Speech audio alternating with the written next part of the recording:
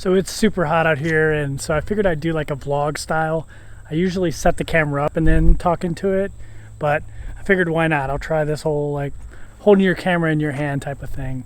The reason I'm making this video is because I've been getting a lot of questions about the name of my YouTube channel and the name of my blog, which is 30 and a Wake Up. And I figured I'd provide an answer on where that name came from. So I spent 20 years in the military and I made 6 deployments while I was in. And while deployed, military people usually keep a countdown.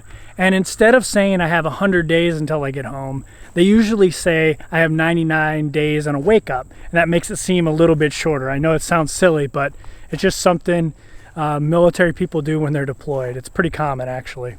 So that's where the inspiration for the name of the channel came from.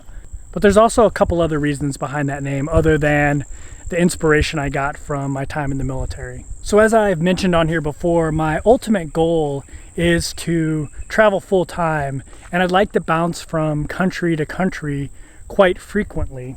But I'd also like to stay there a little bit longer than the typical vacation. So as I began doing my research, I noticed that most countries allow US passport holders to stay at least 30 days.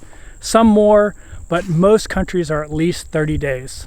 And 30 days seemed to fit my style of travel. I could stay in the country long enough to experience more than your typical tourist, but I'd also satisfy my desire to go somewhere new. Now don't get me wrong, 30 days isn't a set in stone amount of time, but that's kind of the goal when I start traveling full time, to spend at least 30 days in a country. So that's where the name 30 and a Wake Up comes from.